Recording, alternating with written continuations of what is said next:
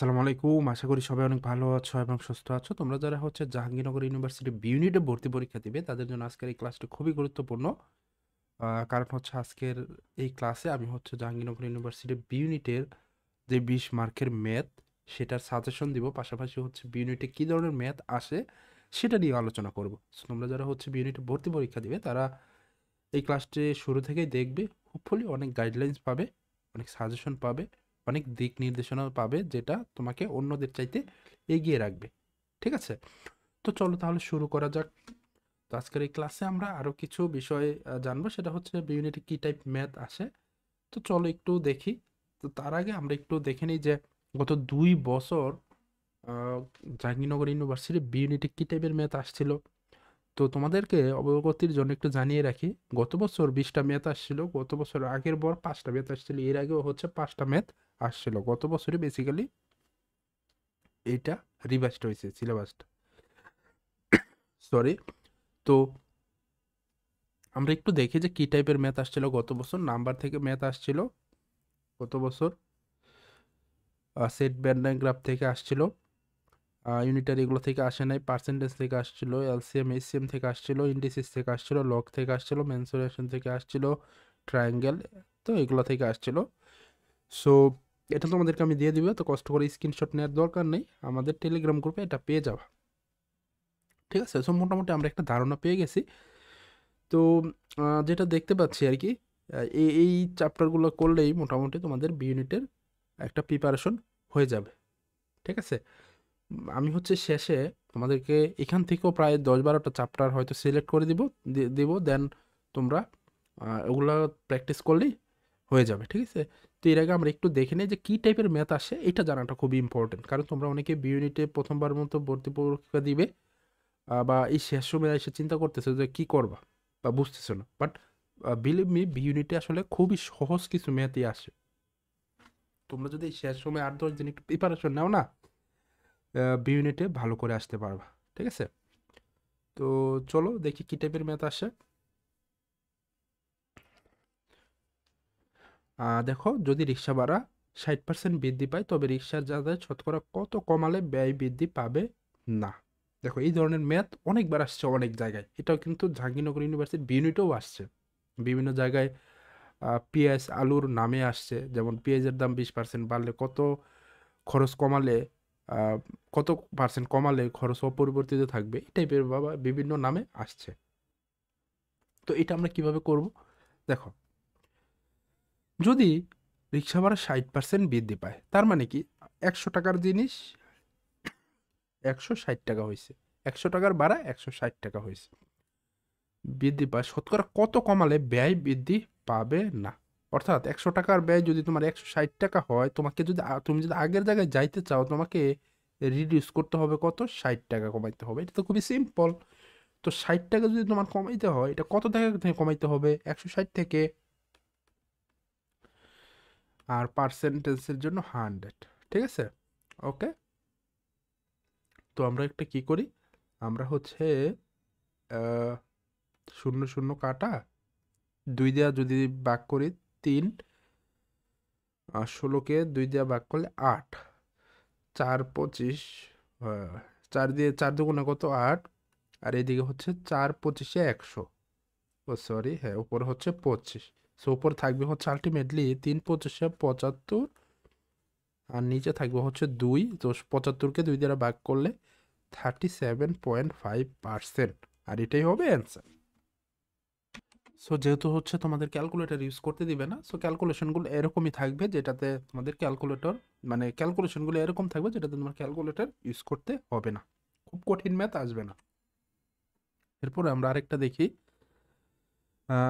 একটি সোনার গহনার ওজন 16 গ্রাম, এতে সোনা আর তামার অনুপাত 3:1, এতে কি পরিমাণ সোনা মিশালে অনুপাত 4:1 হবে।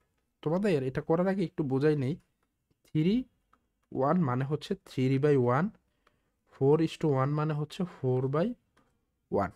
আচ্ছা, এই যে 16 গ্রাম, এটার একটা অনুপাত দেওয়া আছে কত, 3:1। তো 3 এবং 1 রেশিওতে যদি তুমি ভাগ করো 16কে 3 এবং 1 রেশিওতে, তাহলে তুমি পাবা 12 আর 4। ঠিক আছে, তুমি কিভাবে 3 আর 1 4 দ্বারা যোগ 3 আর 1 যোগ করলে কত 4, 4 দ্বারা তুমি 16কে ভাগ করলা, তাহলে হচ্ছে এক অংশ পাইলা, আর 3 পরে গুণ করলা 12। আচ্ছা, এটা হয়তো তোমরা সবাই বুঝতে পারছো। এই 12 এবং 4-এর মানেটা হচ্ছে সোনার পরিমাণ হচ্ছে কত, 12, আর 4 হচ্ছে কি তামা, তাই না? আচ্ছা, যদি এটা হয় তাহলে আমরা বলতে পারি 12 বাই হচ্ছে 4, কোথায় গেল আবার, 12 বাই হচ্ছে কি 4। তো আমরা তো জানি না সোনা কত পরিমাণ মিশাতে হবে, ধরি সেই সোনাটা হচ্ছে এক্স ইজ ইকুয়াল টু, পরে অনুপাতটা কত হবে এটাও দেওয়া আছে, 4/1। ঠিক আছে, তো আমরা কি জাস্ট হচ্ছে আর গুণ করি স্বাভাবিক নিয়মেই। সো 12 একে 12, এক্স একে এক্স, 4 4 কত 16, সরি এটা সমান চিহ্ন, তো এক্সটাকে এক পাশে রেখে 16 থেকে 12 বিয়োগ, so ultimately x is equal to 4। So answer 4। সহজ, তোমাদের বোঝার সুবিধার্থে একটু ক্যালকুলেশনটা ডিটেলসে দেখালাম। এগুলো কিন্তু খুবই সহজ ম্যাথ, এবং এগুলো দেখে তোমরা এই লাস্ট কয়েকদিন প্রিপারেশন নিলেই হবে, এবং এগুলো বিভিন্ন জায়গায় বহুতবার আসছে। ঠিক আছে, আরেকটা ম্যাথ দেখি, এটাও জাহাঙ্গীরনগর ইউনিভার্সিটিতে আসছে। নিচের কোনটি মূলদ সংখ্যা, যদি ইংলিশে থাকতো তাহলে বলতো রেশনাল সংখ্যা, যেহেতু তোমাদের বাংলা ভার্সনই থাকবে, আমাদের এতটুকু জানলেই হবে। তো মূলদ সংখ্যা কিনা এটা তোমরা কিভাবে বলবে, তোমরা যখন হাই স্কুলে ছিলা √2 একটি অমূলদ সংখ্যা প্রমাণ করে, এই টাইপের অনেকগুলো প্রমাণ অপ্রমাণের ব্যাপার ছিল, যেগুলো আমরা ছোটবেলা হয়তো মুখস্থ করে ফেলছি। ঠিক আছে, বাট এটা সুন্দর একটা নিয়ম আছে, যদি কোনো ডিজিটকে তুমি পি বাই কিউ দ্বারা রূপান্তর করতে না পারো, তাহলে ওইটাই হচ্ছে কি অমূলদ সংখ্যা। এখন বলতে পারো ভাই পি আবার পি বাই কিউ, আরো সহজ বলো, যদি ভগ্নাংশ রূপান্তর না করতে পারো, এখন বলতে পারো ভগ্নাংশ আবার কি। ঠিক আছে, তো ভগ্নাংশটা কি আরো আমরা ডিটেলসে দেখি। দেখো এখানে এই যে √15 5, তারপরে এগুলো এখানে দেখো একটাই ভগ্নাংশ আছে, তার মানে 4/9, এটা হবে কি অ্যান্সার। এটা কেমনে হইলো আর কি, এটা তোমাদের মনে তো প্রশ্নে আসতেই পারে। তো তার মানে যদি এখানে 2 থাকতো, 3 থাকতো, 10 থাকতো, ওগুলো কি মূল সংখ্যা হইতো? হ্যাঁ হইতো। তো এগুলো তো ভগ্নাংশ না। সবসময় মনে রাখবে যে 2 এর নিচে একটা মনে মনে 1 আছে, 3 এর নিচে একটা মনে মনে 1 আছে, 10 এর নিচে মনে মনে একটা 1 আছে। দেখো এগুলো হচ্ছে মূলদ সংখ্যা। তাহলে অমূলদ সংখ্যা কি? তার মানে কি যে কোনো সংখ্যার উপর √ওভার দিলে অমূলদ সংখ্যা না। কিছু সংখ্যা আছে যেগুলো হচ্ছে পূর্ণবর্গ সংখ্যা, যেমন 2 এর উপর স্কোয়ার দিলে কি হয় 4, 3 এর উপর স্কোয়ার দিলে কি হয় 9, তারপরে 4 এর উপর স্কোয়ার দিলে কি হয় 16, তারপরে 25, 36, এগুলোর উপর তুমি যদি √ওভার দাও এগুলো আর 4 থাকে না, তখন এটা 2 হয়ে যায়। 9 এর উপর √ওভার দিলে তখন এটা 3 হয়ে যায়। 16 এর উপর √ওভার দিলে তখন 4 হয়ে যায়। দ্যাটস ওয়াই এই যে পূর্ণবর্গ সংখ্যা বাদে পৃথিবীর যত সংখ্যা আছে তার উপর তুমি √ওভার দিলে ওইটা কি অমূলদ সংখ্যা। শুধুমাত্র এই যে 25, 36, 49 এগুলোর উপর দিলে হবে না। মনে থাকবে। আরেকটা ব্যাপার সেটা হচ্ছে মূলদ সংখ্যার দশমিকের পরের ডিজিটগুলো লিমিটেড হয়, অর্থাৎ হয়তো 2.5 আসতে পারে, 6 আসতে পারে, 7 আসতে পারে, যেটাই আসুক। বাট অমূলদ সংখ্যা জাস্ট তুমি একটা অ্যাপ্লাই করো √5, এটা তুমি ক্যালকুলেটারে প্রেস করে দেখবা 2.3 সামথিং 5 6 7 একদম আনলিমিটেড, ক্যালকুলেটার লিমিট শেষ হয়ে যায়। বেসিক্যালি ওগুলাই অমূলদ সংখ্যা। ঠিক আছে, তো আমার মনে হয় তোমাদের এই কনসেপ্টটা ক্লিয়ার।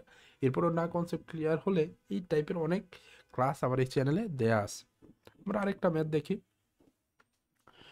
70-এর কত শতাংশ 7 হবে? ঠিক আছে, তো 70-এর কত শতাংশ মানে কত পার্সেন্ট 7?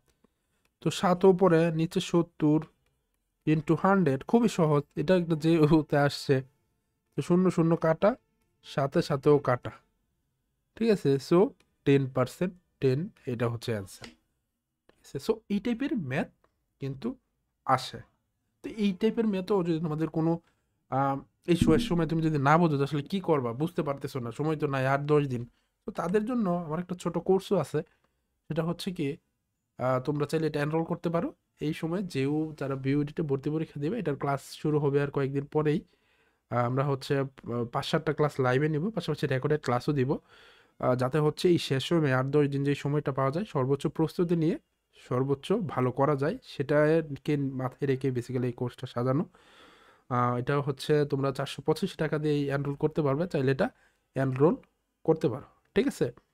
আর তোমাদেরকে বলেছিলাম আমি হচ্ছে শেষে তোমাদেরকে একটা সাজেশন দিব যে কোন কোন চ্যাপ্টারগুলো করবে, তো তোমরা একটু নোট করে নিও। যেমন নাম্বার, তারপরে হচ্ছে তোমার unitary method, percentage, interest, indices, mensuration, profit and loss, ages, ratio, series, এগুলো হচ্ছে তোমাদেরকে ভালো করে করতে হবে। তাহলে মোটামুটি 20 থেকে 15-16 বা শেষ সময়ে প্রস্তুতি নিয়ে 15-16 পাইতেই পারো, ঠিক আছে। এভাবে একটু প্রস্তুতি নাও, হোপফুলি ভালো করবে, ঠিক আছে। এরপরে তোমাদের কোনো কোয়েরি থাকলে এইখানে হোয়াটসঅ্যাপ নাম্বার আছে, সেটাতে তোমরা যোগাযোগ করতে পারো, কমেন্টসে জানাতে পারো। আমিও আমার এন্ড থেকে তোমাদেরকে হেল্প করার ট্রাই করবো। সবার জন্য শুভকামনা রইল। আল্লাহ হাফেজ।